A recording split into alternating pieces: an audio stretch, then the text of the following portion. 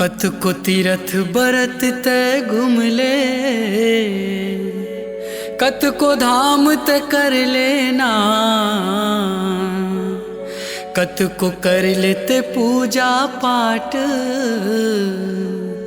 कत को दान तय कर लेना।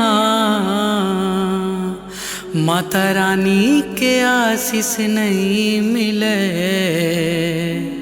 दाई ददाला दुख देवेता, दाई ददाला दुख देवेता।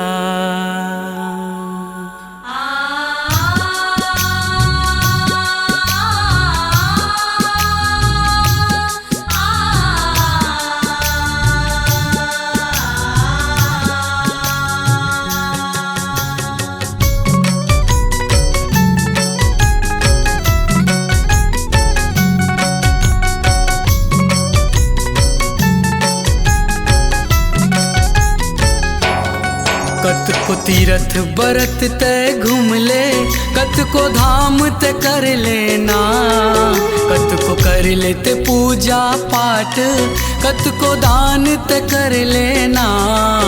माता रानी के आशीष नहीं मिले, दाई ददाला दुख देवेता।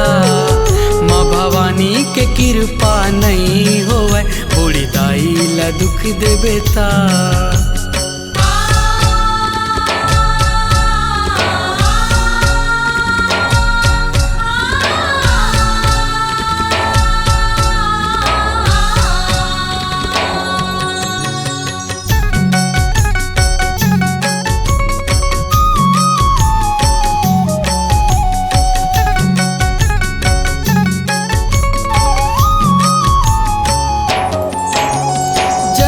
देवैया दाई ददा गली गली मलुलवावते हो, दाई ददा के चीज म बेटा बहू हाँ मौजूड़ावते हो।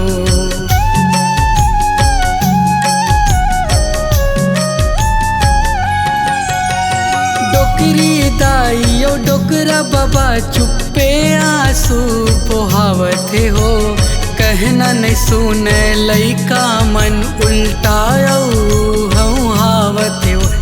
नियम धर्म तय कर ले, कत को उपास रख लेना, कत को नियम धर्म तय कर ले, कत को उपास रख लेना। माता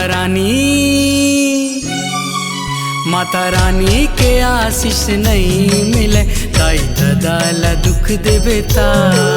माँ भवानी के कृपा नहीं होवे, बूढ़ी दाई ला दुख देवेता।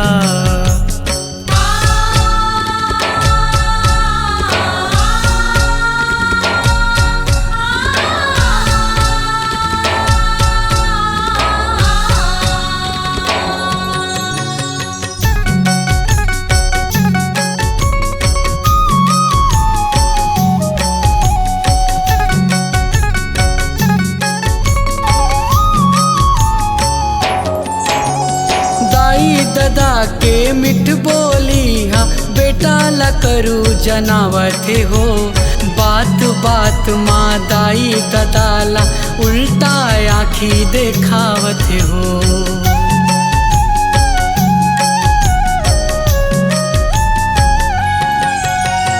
जर बुखार माँ कल रत दाई बेटा है दे गोहरावते हो, दवाई पानी ला छोड़ के बेटा नशा पानी में मंदावते हो। चाहे दुर्गा मैया के पूजा सुबह शाम तय कर लेना, चाहे दुर्गा मैया के पूजा सुबह शाम तय कर लेना।